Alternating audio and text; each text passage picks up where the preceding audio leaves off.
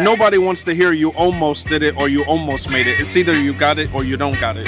It's up to us to make sure we're good, no matter who's elected. Who did you vote for? Mamdani. Yeah, Zohran. Are you going to be voting on Tuesday? I might be voting. He is very inexperienced. He's never had a position. Mamdani, Zohran Mamdani. This is America. Zohran Mamdani. Peeps is on the road, on the streets with the microphone. Stop for a chat, tell us your deal. Who you vote for? How do you feel? Peeps. Compared to a lot of people, I think he is actually speaking for a lot of the sort of problems that people are facing, like the housing crisis, the inaffordability of New York City. It's something that a lot of people deal with every day, but it doesn't seem to be something that a lot of people in the Democratic Party have spoken out for us. What do you think of Mamdani? Who? Mamdani? Yeah, it's okay, it's okay. You like him? Yeah, it's okay, You see his posters everywhere? I don't trust them, but it's okay, it's just okay. I feel very hopeful and excited. I think he's an incredibly charismatic person. He's really good at getting his sort of simple foundational message across. And I think a lot of progressive candidates have really big dreams, which is great, but sometimes it can be hard to convince people to get on board. But I think there's something about his messaging that just feels simple and consistent. Barbara, are you going to vote on Tuesday? Oh, absolutely. Who are you going to vote for? I'm going to vote for, I think Cuomo. Cuomo. I think. Why Cuomo? He's sort of established himself. Mm-hmm. I know he's had a lot of negative things. But at this time, I think we need someone who's going to pick up the ball and run with it, as opposed to the other candidate, which all he's saying sounds fantastic. But I don't know if we can do that in this climate with Trump. You just don't believe president. it? Yeah. Are you worried that, because obviously Trump threatened to withdraw federal funding? Yes, and I don't know if he's strong enough to fight Trump. What do you think are the major problems facing New Yorkers today? New Yorkers, housing is too expensive. The lack of affordable housing is one of the main things, and probably the lack of jobs that they can support their families. And do you think that Mamdani, what he's saying is, why do you think he's so popular? I think he's popular with the young people, and he's popular, I think, with some people that he's going to give them supposedly free transportation on the buses, but maybe. Would you like a free bus? Do you think the free buses are a good idea? No, I don't, because it is, transportation is needed, and we don't have all that much money. We don't have all that much money to give free transportation. Talking about free buses, I'm going to give you a clue.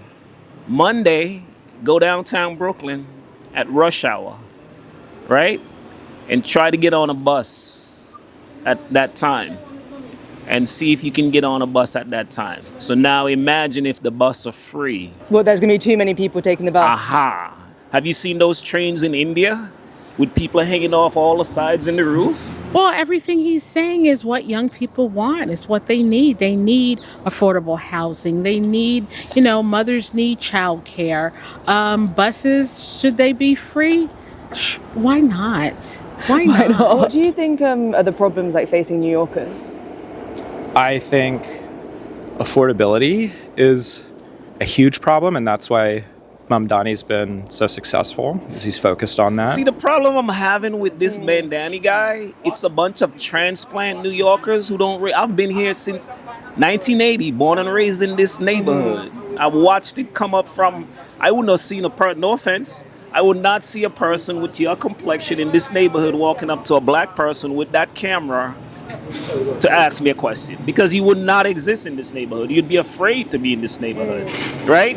So the people who are coming to these neighborhoods now, because they got priced out of Manhattan, come here, ran up the price. They're his main supporters. They're the one that moved into this neighborhood and traditionally black neighborhood and ran up the price. Y'all did that. So y'all are trying to come with the hypocrisy and you're talking about you're against the, come on, stop the BS, because you guys help ran up the price. I think his policies are more progressive, and his stances on things like Gaza are things that mainstream Democrats won't say. Do you think that his success will make the Democratic Party sit up and take note? I'd like it to. I'm not super optimistic. I think the fact that Hakeem Jeffries and like barely endorsed him, and a lot of other sort of senior Democrats like that withheld their support at least until the last minute, does not necessarily make me optimistic about that. Why do you think they've been so reluctant to endorse him? Funded by like a lot of moneyed interests that feel threatened by him, and so I think they're probably withholding their support, but it's also for them to do that entirely because of the energy that he's like generated. I'm gonna vote for Zohran. I did as well. What is it that he's saying that you think so many people are liking? He's not Andrew Cuomo.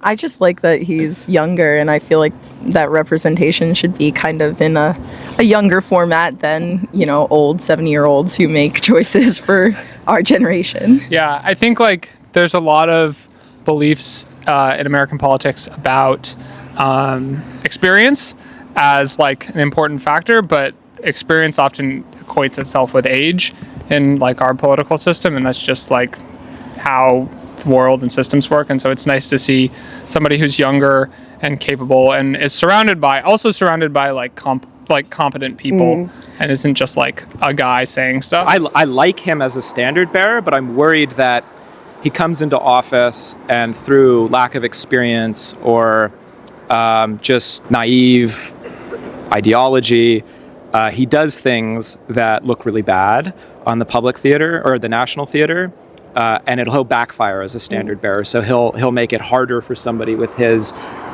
more or less solid populist economic platform to run on the national theater, because Republicans and conservatives will be able to look at New York and say, look, it didn't work there because it was poorly executed. A lot of Americans seem like very scared of the word socialism. Yeah. Sure. Why do you think that is? What do you think Americans think that socialism is? Communism. They think it's like the Red Scare. It's legit like...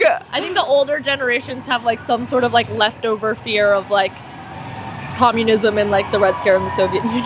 Yeah, legit. Like, I think it's just like truly they just haven't been like walked through what it means. I think it's like, like we're both like college educated. I think like if you grow up hearing socialism like as like you just have no idea what it means. Like, and I think a lot of people just haven't had the opportunity to kind of like properly know like the ins and outs of it. How would you describe socialism to someone? Jesus. It's okay. This is a terrible, terrible question. Why do you think people are so scared of the word? Americans don't understand. Yeah, I think Americans really do like this, like liberty, live free or die kind of mentality, and socialism kind of, I think, connotes sort of a, more European kind of worldview that, just doesn't necessarily resonate. I mean, he is a democratic socialist, but I don't think there's anything wrong with that. I think it's just sort of like a buzzword that people use negatively for reasons, but it's never really come from like a place of like people really understanding what it means. I don't know. I mean, I think it's just kind of silly at this point. Like the term has turned into like this fear-mongering tactic, and I think that the true definition of it isn't actually like representative of an evil being. Like, I don't get it. I think what people also, especially Americans who love their independence, lean away from is that socialism requires a heavier hand of the government, more regulation. And that's how you get like the higher social safety net and well-funded libraries and schools, but it's also how you have the government more in your business. And Americans, we love to be free and independent, and I think people have a hard time letting go of that. And also, like, the government is kind of already in our business, and it can feel scary. And it also cuts out the top and the bottom, or like seeks to, like the one like lack of inequality. Yeah. And so it's like, that scares people who are at the top or who have been like raised within capitalism, where it's like the goal is to get there. And it's like, okay, if you have nowhere to go, I think socialism is scary, because you're like, you have to reframe kind of your idea of what a good life is, or how to live a good life, when it's like actually the 1% is like a facade. It's like nearly, it's like a rat race and nobody's getting there. Do you think, I think, the idea of socialism often uses a bit of a dirty word in America. It is. Do you think that people like Bernie and AOC and Mamdani are bringing it back into style? I think some people do and some don't. I think people are just afraid of change, maybe. Yeah, I'm fine with AOC. I love that she is outspoken. I love Bernie. Yeah, I think they're great. And I think, we need something different. But Cuomo for you? It's so hard. It's so hard. For right now, I'm saying yes. Tuesday, that might totally change. It might change at the ballot box. Yeah. Cuomo, we've had him. I've lived through Cuomo. I've lived through him. New York, baby. I didn't vote for him, and I wish him all the best in the world, but it will be the same old same. Same old, same old.